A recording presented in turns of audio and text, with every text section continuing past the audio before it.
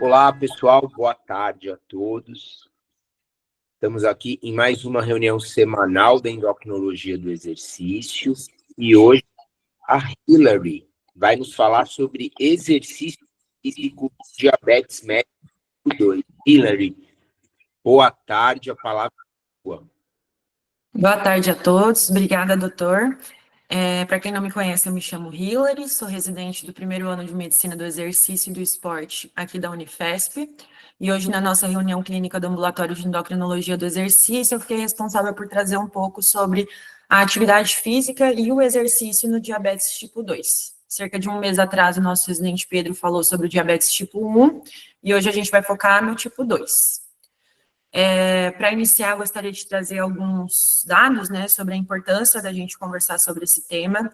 O diabetes tipo 2 é uma doença crônica prevalente no Brasil e no mundo, associada a uma fisiopatologia de resistência à ação da insulina, com uma disfunção progressiva das células beta pancreáticas, né, que são responsáveis pela produção da insulina.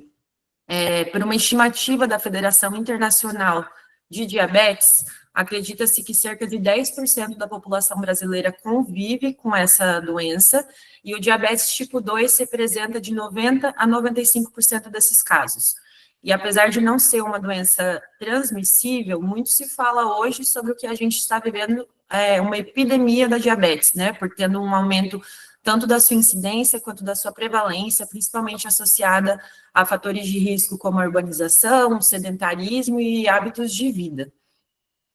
Aqui é dados, né, da Federação Internacional com uma estimativa do que era a diabetes no Brasil no ano de 2024.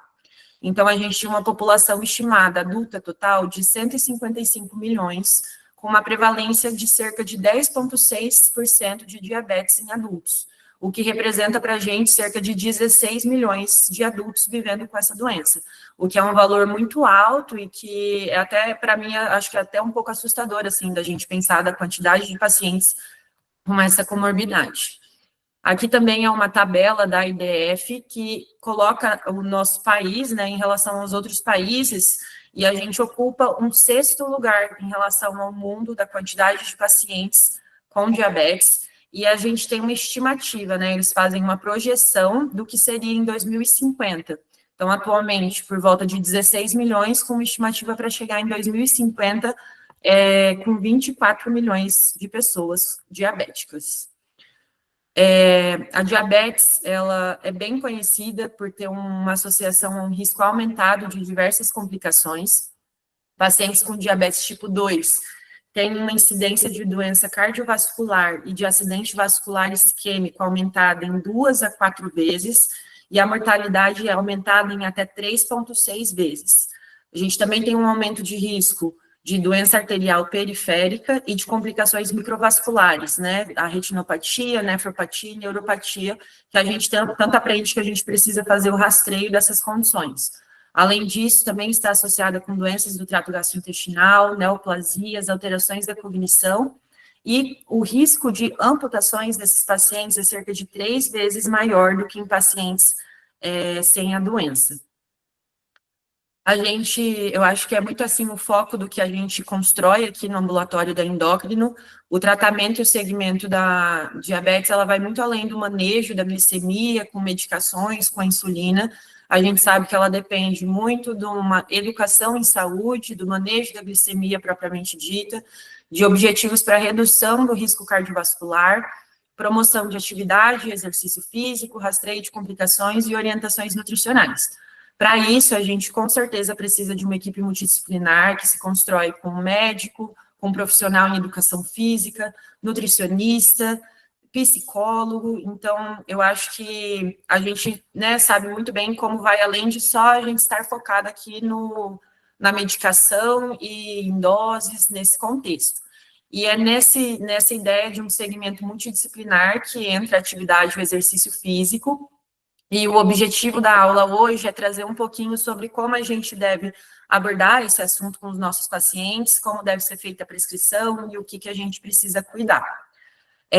Inicialmente, a gente precisa pensar na avaliação pré-participação. Então, segundo as diretrizes da Sociedade Brasileira de Diabetes, A gente precisa avaliar o paciente com diabetes, sem doença cardiovascular conhecida, que pretende iniciar um exercício físico. Para isso, a gente precisa responder 3 perguntas antes. Se tem estratificadores de alto ou muito alto risco, que eu vou mostrar logo a seguir. Se tem sintomas típicos ou atípicos de doença cardiovascular, então se tem dor no peito, falta de ar, palpitações, episódios de síncope durante a prática de exercício, e se pretende fazer um exercício de alta intensidade. Se for não para as 3 perguntas, a Sociedade Brasileira de Diabetes recomenda que não tem necessidade o rastreio. Mas se for sim para uma ou mais perguntas, a gente precisa realizar um rastreio que inicialmente é feito com um eletrocardiograma de 12 derivações, em repouso. Aqui a gente tem, então, essa classificação em baixo, intermediário, alto e muito alto risco. Tanto baixo quanto intermediário, a gente vê que não tem estratificadores de risco cardiovasculares, mas a gente tem uma alteração em relação à idade. Então, baixo risco são homens abaixo de 38 anos, mulheres abaixo de 46. No intermediário, essa faixa vai de 38 a 49 para homens e 46 a 56 para mulheres. Quando a gente parte para uma situação em que a gente tem estratificadores de alto risco, independentemente da idade, esses estratificadores já nos colocam como alto ou muito alto risco. Então, aqui, alguns exemplos, né, para colocar como alto risco. Um histórico de diabetes há mais de 10 anos, história familiar de doença DAC prematura, síndrome metabólica, hipertensão arterial, e alguns exemplos de muito alto risco. Seriam 3 ou mais complicações de alto risco, diabetes com duração de mais de 20 anos e início após os 18 anos, estenose acima de 50% em qualquer artéria. Então, são diversos fatores cardiovasculares que a gente precisa prestar atenção para poder liberar esses pacientes para a prática do exercício com tranquilidade. Quando a gente fala em atividade física e exercício, eu vou falar muito sobre esses 4 tipos de exercícios a partir de agora. A gente vai falar um pouco sobre o exercício aeróbico, que a Sociedade Brasileira de Diabetes traz como um movimento repetido e contínuo de grandes músculos, de grandes grupos musculares. Então, a gente tem a caminhada, o ciclismo, a corrida e a natação. É um exercício que pode ser contido ou em formato de um treino intervalado de alta intensidade, que é o que a gente conhece como HIIT, que o paciente apresenta um aumento da intensidade do exercício por um certo número de segundos a 1 minuto, e aí vem seguido por um período de recuperação, que pode ser ativo ou passivo. A gente também tem o treino de resistência, né, que é o nosso treino de força, pode ser feito com pesos livres, máquinas, com o próprio peso corporal ou com aquelas mini bands, né, que aplicam uma resistência. Temos o exercício combinado, que combina, então, o aeróbico com o exercício resistido, e exercícios de flexibilidade e equilíbrio.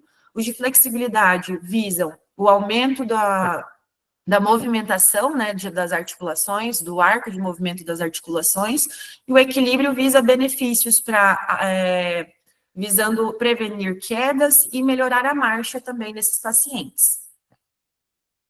Inicialmente, antes de falar de cada exercício, especificamente sobre a prescrição, eu queria falar um pouquinho sobre as respostas fisiológicas ao exercício. A gente tem respostas diferentes do exercício aeróbico e respostas do exercício resistido, tanto agudo quanto crônico. Quando a gente coloca o nosso corpo para realizar um exercício, esse exercício ele nos traz um estresse. Então, o nosso corpo sofre diversas alterações e diversas adaptações, tanto na estrutura genética, quanto neuromuscular e metabólica. Então, várias vias de sinalização são ativadas durante um exercício. Quando a gente está sob um estresse, então, crônico, né, então, várias vezes, realizando sessões do exercício repetidamente, em relação ao exercício aeróbico, a gente tem um desenvolvimento de biogênese mitocondrial, então a nossa capacidade oxidativa melhora por conta de uma expressão mitocondrial melhor, e a gente também tem uma angiogênese. Tanto a biogênese mitocondrial quanto a angiogênese, elas promovem a formação, então, de novas mitocôndrias e novos vasos sanguíneos. Pensando na diabetes, no metabolismo glicêmico, essa situação melhora a nossa capacidade oxidativa e melhora a nossa capacidade de utilizar a glicose como o substrato energético durante o exercício. Quando a gente pensa também em relação ao exercício aeróbico, a gente tem um aumento da função do GLUT4, que é o nosso transportador de glicose para dentro do músculo, independentemente da ação da insulina. Isso acontece tanto no exercício aeróbico quanto no exercício resistido. A gente tem tanto o aumento da translocação do transportador de glicose GLUT4 para a membrana celular, quanto a gente tem um aumento da disponibilidade desse transportador também. E isso acontece através de ativação de vias de sinalização, como a da MPK, e pela própria contração muscular. Então, quando a gente pensa no exercício, a gente tem um aumento do fluxo da glicose para dentro dos músculos, pensando no substrato energético, e tudo isso acontece independentemente da ação da insulina. Então, pensando em um paciente que tem uma dificuldade de ação da insulina, né, tem a resistência imposta, o exercício físico ele entra como algo essencial, até porque ele traz esse aumento do transporte da glicose independente da insulina. Quando a gente pensa no exercício resistido, a gente também, né, vai ter essa translocação aumentada do transportador de glicose GLUT4, mas a gente também vai ter uma melhoria da nossa massa muscular. Então, a gente vai ter uma hipertrofia muscular, uma melhora da massa muscular, e com isso, a gente também tem uma síntese aumentada do estrogênio, porque é como se a gente tem um aumento robusto nesse conteúdo, até porque a gente também está tendo um aumento importante na nossa massa e na nossa área seccional de músculos. E, além disso, a gente também tem uma alteração do tipo de fibra muscular. Ele pode induzir uma mudança na distribuição do tipo de fibra muscular do tipo 2B, que é uma oxidação menor, são fibras mais de rápida explosão e potência, para as fibras do tipo 2A, que tem uma oxidação moderada e também são mais sensíveis à insulina. Além delas também usarem a glicose como substrato energético, a gente tem uma sensibilidade aumentada na insulina nesses tipos de fibras musculares. Então, essas são algumas das alterações, só para a gente entender o benefício que o exercício aeróbico resistido vai trazer para o nosso paciente, pensando na fisiologia do exercício. Quando a gente compara também as adaptações neuromusculares e metabólicas, a gente consegue ver aqui nessa primeira coluna que o exercício resistido, comparado ao aeróbico, ele aumenta muito mais a força muscular, a potência muscular, o tamanho da fibra, a condução de velocidade nessas fibras, e também ajuda em relação a sintomas sensoriais motores, quando a gente está pensando, por exemplo, num paciente com neuropatia. Comparado ao exercício aeróbico, a gente tem todas essas vantagens, então, por conta disso, a gente tem todas aquelas respostas, né, de alteração de fibra muscular e de resposta à insulina e translocação de glicose, mas quando a gente vê aqui também o exercício aeróbico, a gente vê que o exercício aeróbico também tem todos os seus benefícios. Então, a gente tem um impacto maior na redução do risco cardiovascular, que é importantíssimo no nosso paciente diabético, um aumento da capacidade aeróbica, um aumento da capacidade oxidativa e um aumento do nosso VO2, que é um fator de morbidade e de mortalidade que está relacionado com isso. Então, a gente consegue ver que a gente tem tantos benefícios neuromusculares quanto benefícios metabólicos de formas distintas entre o aeróbico e o resistido, mas que tem impacto na saúde do nosso paciente. Quando a gente fala em relação, então, à prescrição de exercício, a Associação Americana de Diabetes, o Colégio de Medicina Esportiva e também a Sociedade Brasileira de Diabetes traz para a gente, então, uma recomendação, que é de nível de evidência classe 1, nível B, em relação ao exercício aeróbico. O ideal seria realizar um mínimo de 150 a 300 minutos por semana de atividade moderada, ou de 75 a 150 minutos de atividade vigorosa. Esses 75 minutos de atividade vigorosa, a gente pode pensar para um paciente que já tem um histórico de treinar, um histórico mais de condicionamento físico, do que já pensar para alguém que era sedentário, o que costuma ser a maior parte dos pacientes, e que estão iniciando o exercício.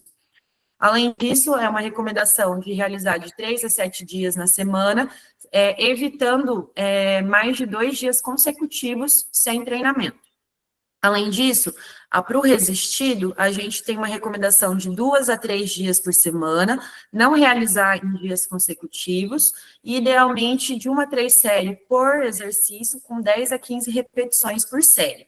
E aí a gente tem aqui também a intensidade em relação ao aeróbico, a gente pode tanto prescrever pensando pela percepção subjetiva de esforço do paciente, quanto também pelo VO2 ou pela frequência cardíaca, e a gente pode pensar no exercício resistido pensando num RM. E em relação ao aeróbico e o resistido, a gente precisa prestar atenção nessa frequência, e é claro que a gente vai sair a partir de um ponto que, às vezes, muitos pacientes são sedentários. Então, é muito importante a gente prestar atenção na progressão de carga, para também não aumentar o risco de lesões. Partindo da ideia de alguém que é sedentário, a gente não vai querer também, de uma vez, já colocar todas as máximas intensidades e a maior frequência possível. Tem que ser um processo adaptativo que o paciente consiga aderir e consiga também se sentir motivado a se envolver com essa situação. Eu trouxe alguns estudos aqui para a gente comparar o exercício aeróbico e o resistido. O primeiro foi publicado no Jornal Americano de Medicina Esportiva e comparou o exercício, só o exercício resistido com o exercício aeróbico nos pacientes com diabetes tipo 2. É uma revisão sistemática de 2014, que englobou 12 ensaios clínicos randomizados. A gente tem um N de 626 participantes, e o que foi observado é que o exercício aeróbico ele teve uma redução maior em relação à hemoglobina glicada do que com o resistido, uma diferença de 0,18%. Porém, essa diferença não teve significância estatística. E tem algumas outras alterações que eles trazem, que o aeróbico também teve maior impacto no VO2, também teve maior impacto na perda de peso. Só que o que o estudo, eu achei muito interessante isso que o estudo trouxe, foi que não tinha nenhuma evidência de diferença entre o exercício resistido e o aeróbico, entre os dois tipos de exercício, quando a gente pensava no impacto em marcadores de risco cardiovascular. Então, clinicamente, apesar de ter algumas diferenças no estudo, clinicamente falando, o estudo considerou que não tinha uma grande diferença para a gente recomendar mais um ou outro. E ele traz uma conclusão que eu acho muito importante, que o mais importante é praticar alguma forma de exercício físico, independente do tipo. Então, é claro, a gente precisa orientar a prescrição de exercício nos nossos pacientes, mas a partir desse momento de progressão de carga, que a gente pensa que muitos são sedentários, muitos não vão conseguir já fazer o exercício resistido e combinado. Então, a gente precisa partir do pressuposto de que estar fazendo um desses já é melhor do que não estar fazendo nada. E que entre um ou outro, a gente precisa também entender melhor a realidade do paciente, o que é mais adaptável para ele, porque clinicamente, o resistido com o aeróbico não teve tantas diferenças assim. Esse estudo, ele foi feito com pacientes todos acima de 18 anos e comparava os estudos com programas de treinamento com duração de pelo menos 8 semanas, e eram com frequência, intensidade e duração previamente determinadas. Agora, quando a gente pensa em todas as modalidades para o diabetes tipo 2, em todas as modalidades eu me refiro ao resistido sozinho, aeróbico sozinho e ao combinado. Então, a gente junta o aeróbico e o resistido. Eu trouxe essa outra revisão sistemática, que ela englobou 37 ensaios clínicos randomizados, todos eram pacientes acima de 18 anos, com outras comorbidades excluídas, então eram só pacientes com diagnóstico de diabetes tipo 2. Teve um total de 2.208 participantes, e aí ele compara essas três modalidades. Então, em relação à glicada, o aeróbico supervisionado teve uma redução de 0,30% comparado a nenhum exercício. O resistido supervisionado teve uma redução também de 0,30% comparado a nenhum exercício, mas quando a gente compara o exercício físico combinado, então o aeróbico mais resistido, somente com o aeróbico, ou aeróbico mais resistido, somente comparado com o resistido somente, a gente teve uma maior redução quando realizado o exercício combinado. E essa diferença variou de 17% maior, a redução na glicada, quando comparada ao exercício aeróbico, e 0,23% maior quando comparado com o exercício resistido somente.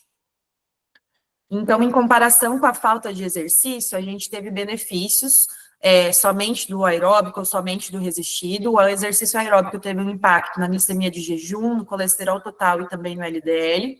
E os exercícios resistidos supervisionados promoveram uma redução da pressão arterial sistólica e também do perfil de colesterol, com colesterol total e LDL. Em termos de redução de peso, a gente não teve diferenças significativas entre os 3 modelos, mas o que esse artigo traz é que realmente, quando a gente pensa nas 3 modalidades, o exercício físico combinado, então pensando em combinar o aeróbico com o resistido, tem mais benefícios do que a gente pensando neles isoladamente. E além disso, uma coisa que eu não coloquei no slide, mas que também traz esse artigo, é que o exercício físico supervisionado por um profissional da educação física também é superior ao exercício físico em que o paciente não é supervisionado. E, por fim, mais recentemente, a gente tem essa revisão sistemática, foi publicada agora em 2024, também a intenção desse estudo era avaliar os efeitos do exercício aeróbico combinado e visando conseguir avaliar um pouco mais em relação à dose, né, quando a gente está pensando na frequência, na intensidade. Então, consiste em 23 ensaios clínicos randomizados, com 1.948 participantes, com uma relação homem para mulher, a cada 52 homens a gente tinha 48 mulheres. A idade média variou entre 50 e 65 anos, mas eram pacientes também acima dos 18 anos, e que no mínimo tinham 4 semanas de treino combinado. E o que esse artigo nos trouxe? Treinamento combinado reduziu significativamente os níveis de glicada em uma pontuação de menos 0,48%, e o que é interessante é que foi identificada uma relação dose-resposta não linear entre o treinamento combinado e os níveis de hemoglobina glicada, sendo a dose ótima encontrada pelo estudo 1.030 mEq/minuto por semana. O que, em relação, assim, pensando, né, realmente nos valores de treino, recomenda-se realizar 270 minutos de treinamento combinado em intensidade moderada ou 160 minutos em intensidade vigorosa por semana. Quando a gente está pensando nesse valor de 270 e 160, é considerando, então, um aeróbico com resistido. Esse artigo foi publicado em 2024, a gente tem atualizações anuais da Associação Americana de Diabetes. Eles não pontuaram esses valores, né, dose dependentes na nova atualização, mas eu achei muito interessante, assim, da gente conseguir ter um norte melhor para a gente pensar na quantidade, né, principalmente na carga de treino que a gente vai prescrever para esse nosso paciente.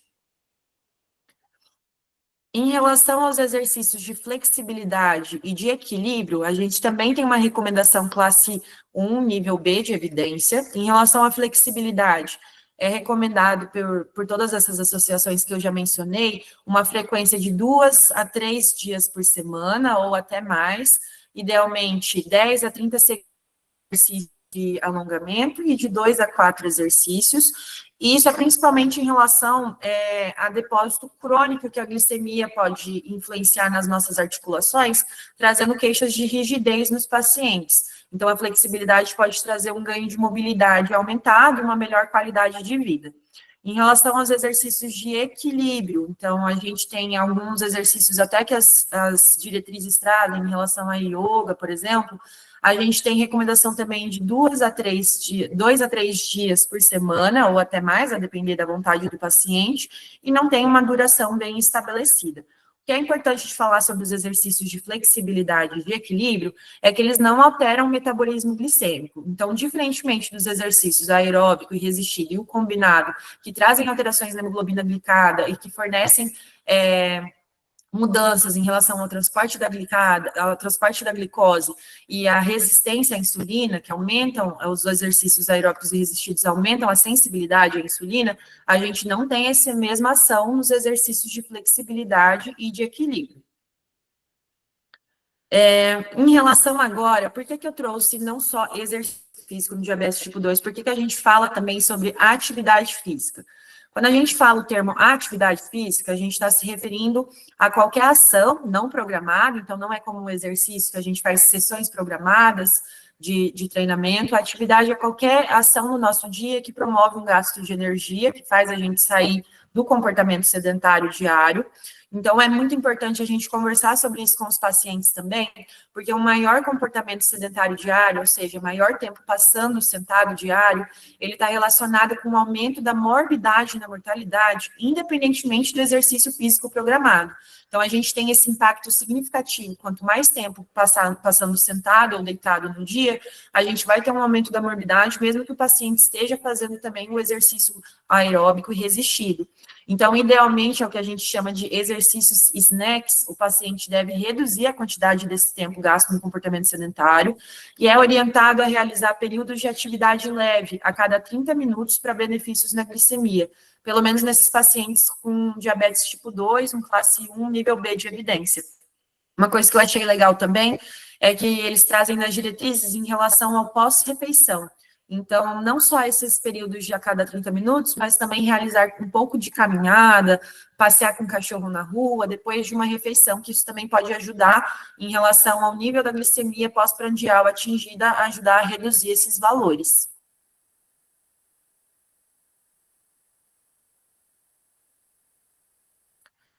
Em relação a ou com pré-diabetes, a gente também tem uma recomendação classe 1, nível B, para prevenir ou retardar o início do diabetes tipo 2. Idealmente, é uma atividade aeróbica moderada, intensa, com moderada intensidade, de 150 minutos na semana, com uma perda de peso mínima de 7% do peso corporal e também reduzir o tempo sentado sedentário. Aqui é a atualização desse ano, então, da Associação Americana. Eu achei bem legal essa imagem que eles trouxeram, que é basicamente um resumo de tudo que a gente está falando, da importância de um dia, né, de uma mudança de comportamento diária para pacientes com diabetes tipo 2. Então, é óbvio, claramente a gente tem aqui o impacto do sono, que não é o objetivo dessa aula, mas eles trazem sobre a importância também do sono, e a gente tem nesse círculo tudo que a gente conversou sobre até agora. Então, a gente tem a importância de incrementos da atividade, diminuição da atividade diária em que a gente passa sedentarismo, então, sobre quantidade de passos, incrementos da quantidade de passos diariamente, sobre atividades leves nesses períodos. A gente tem também, então, a atividade aeróbica e a atividade de força, todas colocadas com o seu nível de importância e de significância na rotina diária dos nossos pacientes. Em relação à prevenção de eventos adversos, eu não trouxe muito sobre manejo de glicemia nessa aula, até porque o Pedro falou bastante sobre na aula de diabetes tipo 1, mas só para a gente relembrar, é de extrema importância que a gente faça o ajuste de doses de medicamentos e insulina para prevenir hipoglicemia. É importante a gente orientar o nosso paciente sobre os sintomas que pode apresentar e como se comportar, depender do momento que apresente os sintomas. A glicemia induzida pelo exercício, ela é mais comum no diabetes tipo 1, porém ela também pode ocorrer no diabetes tipo 2. Ela pode ser modulada com insulina, com o uso da insulina, ou com desaquecimento aeróbico leve, e é contraindicada a realização do exercício físico se o paciente apresentar hiperglicemia ou cetonemia. Além disso, idosos e pessoas com complicações como neuropatia, cardíaca, pulmonar, devem evitar exercícios em dias muito quentes ou muito úmidos, porque esses pacientes têm uma termorregulação desregulada e que podem estar sujeitos a passar pelas doenças relacionadas ao calor. E além disso, o que eu já falei anteriormente, mas sempre lembrar que o treinamento deve progredir de forma gradual para a redução do risco de lesões.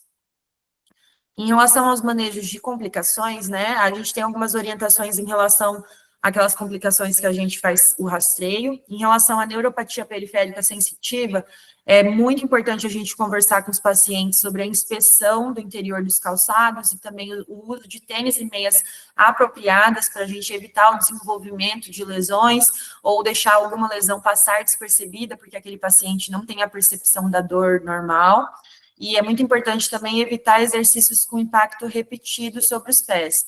Então, caminhadas prolongadas, corridas, escaladas, esteiras, que podem predispor esses pacientes a ter maior risco de lesões ortopédicas e também ulcerações. Em relação à neuropatia autonômica, então, foi o que eu falei um pouquinho sobre a questão do exercício em ambiente muito quente ou muito frio. Esses pacientes podem ter disfunção na termorregulação, então é muito importante a gente orientar sobre esses riscos e também informar sobre eles, sobre hidratação, sobre período de aquecimento e desaquecimento, e esses pacientes têm uma avaliação cardiovascular também que é obrigatória. Em relação à retinopatia, né? Então, esses pacientes podem apresentar redução da acuidade visual, e por estar em risco de hemorragia vítrea e deslocamento de retina, a gente precisa evitar alguns exercícios específicos. Então, uma retinopatia moderada, a gente deve orientar a evitar exercícios com manobra de valsalva, levantamento de peso. Na retinopatia grave, evitar, além dos exercícios de valsalva e levantamento de peso, salto, luta e esportes competitivos. E na proliferativa, a gente também precisa evitar esportes com raquete de alta intensidade, por conta desse risco aumentado do deslocamento da retina e uma possível perda visual total. Além disso, pacientes submetidos à fotocoagulação a laser também devem aguardar 3 a 6 meses para o início do treinamento. Já quando a gente fala da nefropatia, é muito importante a gente orientar o nosso paciente que não tem restrições em relação ao exercício físico, e o risco de hipoglicemia pode ser aumentado em pessoas com clearance de creatinina mais baixo. Então, é uma coisa que a gente precisa prestar atenção, mas em relação a restrições, esses pacientes não possuem nenhuma. Agora, para finalizar, queria só trazer algumas mensagens finais sobre esse tópico. A gente precisa recomendar a atividade física e o exercício a todos os pacientes com diabetes. Essas recomendações eu coloquei aqui personalizadas para cada indivíduo, mas na verdade eu acho que é mais no sentido de ser individualizada, né? A gente não precisa necessariamente de ser personalizada, porque muitos pacientes às vezes demonstram a preocupação em relação a não poder pagar um profissional da educação física e não conseguir sair da estaca zero por conta desse motivo. Então, a gente precisa, independente disso, a gente precisa incentivar o exercício, mas lembrando que o exercício físico, quando não é supervisionado, ele tem impactos na hemoglobina glicada um pouco menores. Então, ainda assim, tem esse valor importante do exercício ser supervisionado quando possível. Lembrar de todos os benefícios, então, melhora da saúde, controle glicêmico em todas as idades com diabetes tipo 2, e lembrar das recomendações gerais. Então, o exercício físico combinado tem maiores impactos quando a gente pensa no manejo glicêmico, a importância de reduzir o tempo sedentário e de interromper esses longos períodos sentados, com pausas ativas, principalmente pensando naqueles pacientes que trabalham muito tempo sentado, então trabalham muito no computador e tem uma rotina que acaba colocando isso como uma realidade mais comum para eles. Lembrar que a atividade física, o exercício físico pode ser adaptada e ela é de extrema importância de ser realizada mesmo na presença de complicações de saúde. E eu acho que, recordar como a gente também precisa superar obstáculos para aumentar a adesão e a manutenção desses pacientes da atividade física e do exercício, até porque a gente sabe que são pacientes que muitas vezes também têm componentes psicológicos e componentes relacionados a nunca terem feito um exercício antes, ou não terem a devida motivação e dedicação relacionado a isso. Então, a gente também precisa sempre trabalhar isso com os nossos pacientes. Essas são as referências que eu utilizei e mencionei durante a aula, depois eu posso passar para todo mundo também. E é isso, gostaria de agradecer muito a atenção de todos. Hilary, parabéns. Sua aula foi proveitosa, muito e depois eu vou fazer também, mas agora eu já queria as perguntas. Quem já quiser fazer alguma pergunta ou algum comentário, pode levantar a mão. Deixa eu comentar uma observação aqui, achei bem legal, Hilary, parabéns, viu? Obrigada. Eu acho curioso que, assim, agora o tempo em atividade, ele deu uma aumentada, né, para a prescrição eu lembro que era 75 minutos de intensidade vigorosa, você falou que está hoje 176, não é isso? 146? Isso, o 75 de vigorosa, deixa eu abrir lá, que daí fica mais fácil. E aí, moderada seria 150 a 300. Não, eu acho que foi outro slide que você colocou. Passa um pouco mais aí, Hilary. Eu acho que é do artigo, né? Mas esse do artigo, ele seria do treinamento combinado, né? Aham. Pois mas mesmo assim é muito, assim, que a gente fala, né, para uma população. Eu sempre fico pensando na viabilidade, né, como é que a gente convence o nosso paciente a se tornar mais ativo. A gente vive num mundo tão sedentário hoje. E esse foi um dos pontos que me chamou a atenção. né? E a outra era sobre os snacks dos exercícios, né, de 30 em 30 minutos. Como é que você... Eu queria até perguntar isso para você, Hilary. Como é que você bolaria uma estratégia de convencimento do paciente para ele realmente aplicar isso no seu dia a dia, né? De repente, um paciente que é motorista de aplicativo, ou dentista, sei lá, trabalha em banco, que realmente passa muito tempo sentado e está naquele flow do trabalho. Como é que a gente consegue aplicar? Que tipo de estratégia a gente consegue falar para esse paciente? E aí, no caso da negativa, dele falar assim, não consigo fazer isso, qual seria o plano B? Como é que você vê isso aí? Eu confesso que, quando eu estava estudando, eu fiquei até pensando, cara, nem eu consigo fazer isso, sabe? Tipo, a gente acaba trabalhando muito tempo sentado aqui no ambulatório, eu fiquei, nossa, como que eu conseguiria colocar isso? Porque eles trazem também para toda a população, né? A importância disso, o tempo sedentário aumentado, não é só pensando nos diabéticos tipo 2, seria em toda a população, mesmo sem comorbidades, traz esse aumento da morbidade e da mortalidade. Então, eu fiquei pensando também nisso na realidade, assim, de como aplicar, porque é uma coisa realmente muito difícil. Então, o que eu pensei, né, quando eu estava pensando assim, nossa, como eu conseguiria?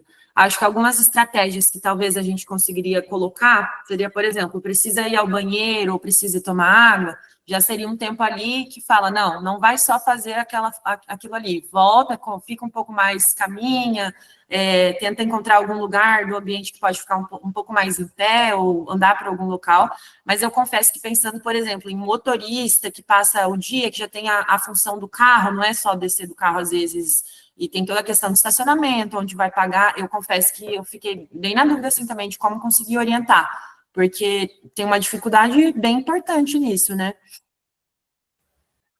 E a gente, por exemplo, um braço do meu mestrado, eu fiz com diabetes, né?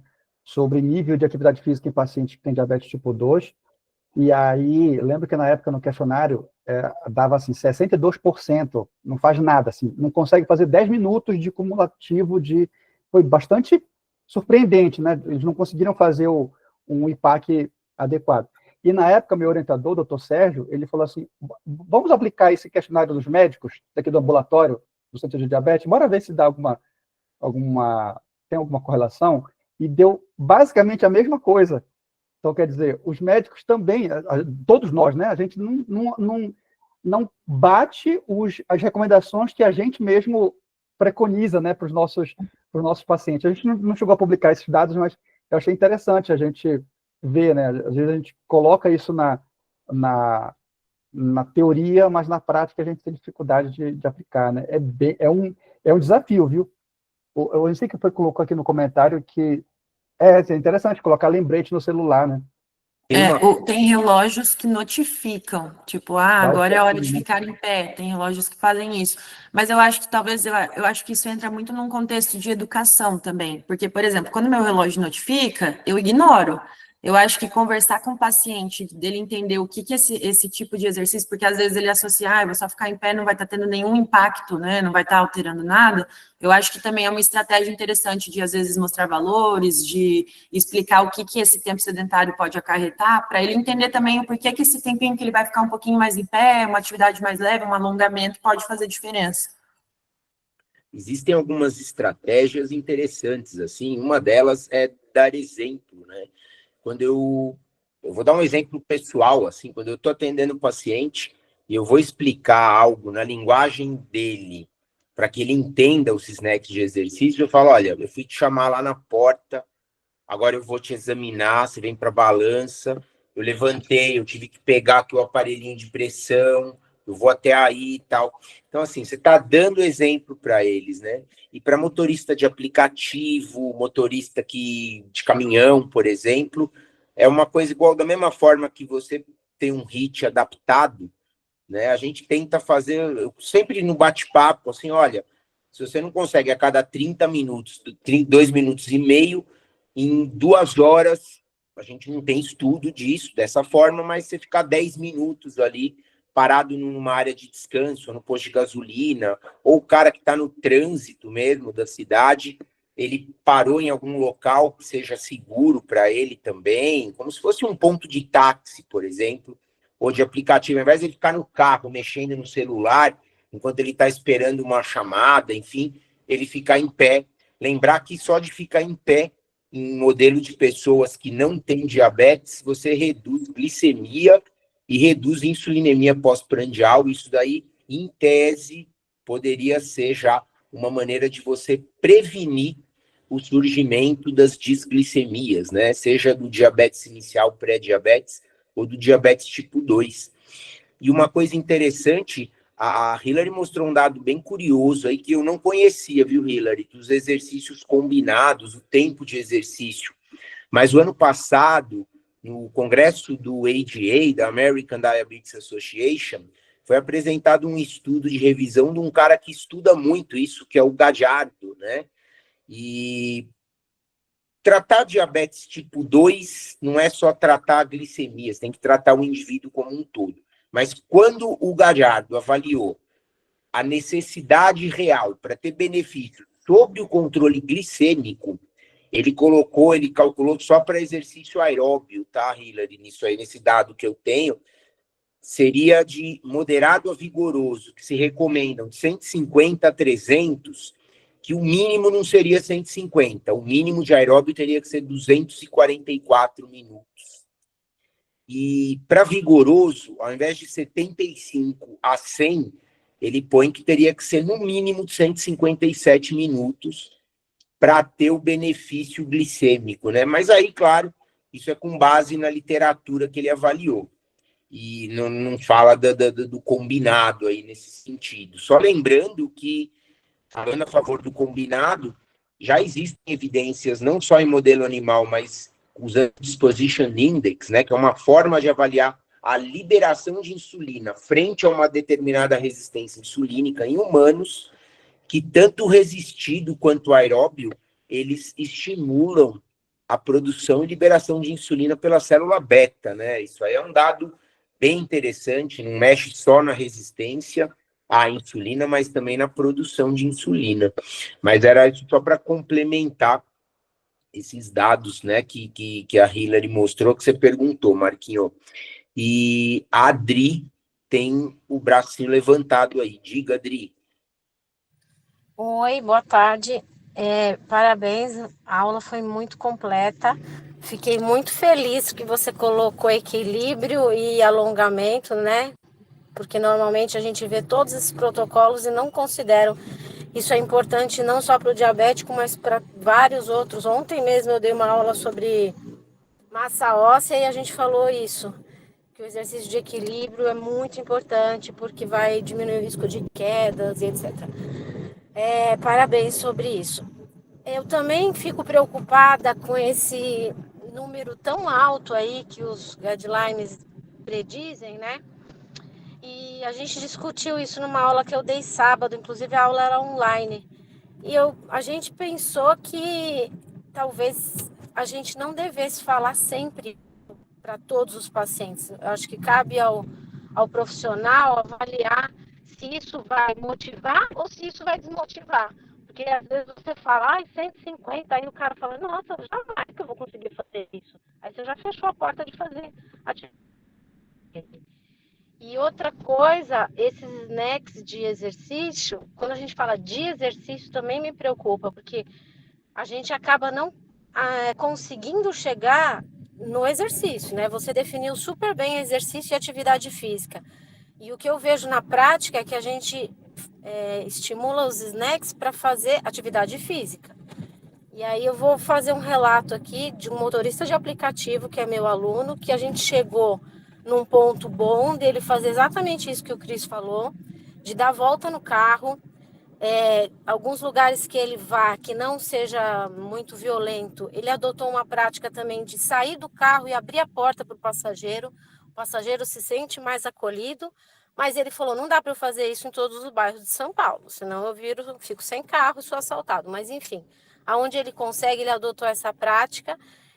E aí, aí que eu vejo que os snacks acabam sendo mais voltados para a atividade física e não para o exercício. Não que eles não tenham importância, eles têm. Mas fica esse senão aí, tá? Mas parabéns aí pela complexidade que você abordou.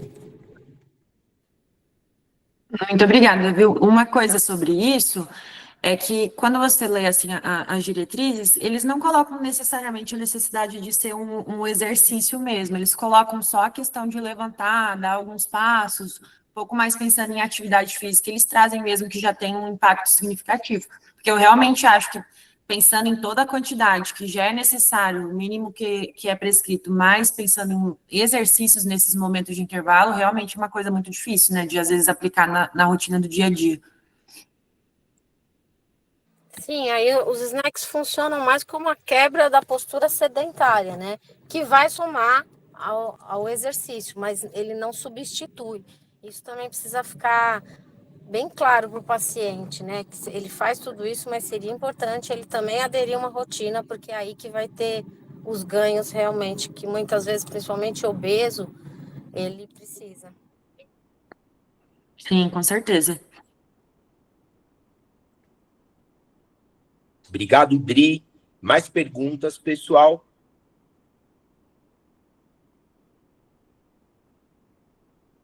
Hillary, enquanto não chegam mais perguntas, eu tenho certeza que todo mundo aprendeu bastante aqui com você. Eu aprendi, como eu mesmo comentei, pô.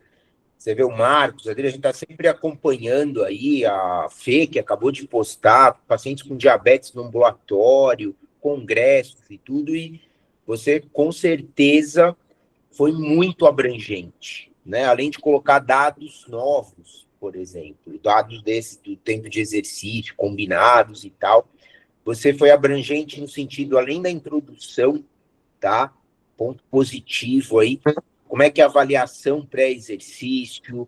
Não nessa ordem, claro, mas você comentou das restrições, quem tem retinopatia, qual a estratégia que você faz e tal, para esse camarada fazer o exercício, essa mulher. Os tipos de exercício que a Adriana acabou de te elogiar aí com toda razão. Dados, claro, que não daria tempo de abordar e teriam que ser bem individualizados quanto à prescrição que você falou também. O impacto, os efeitos que o exercício causa, né, no organismo, falou da biogênese mitocondrial, etc. Isso aí tudo enriqueceu bastante. Você foi muito hábil em colocar isso dentro do tempo. Você colocou as referências ali no final também, para quem quiser, acho que fica bem tranquilo isso daí. E eu queria parabenizá-la nesse sentido, por isso. E aí, não sei se você tem alguma Obrigada, doutor. fotografia aí, você já tem uma base, caso você queira, para fazer um trabalho, pensar em alguma coisa, né, em algum tema nesse sentido, você já tem meio dado, tá? Para você. E olha que eu estava até comentando com os meninos hoje de manhã, eu dei uma sofrida para fazer a apresentação, porque eu li, é muita coisa em inglês, aí eu li as recomendações, e aí as recomendações só falavam, o exercício diminui isso.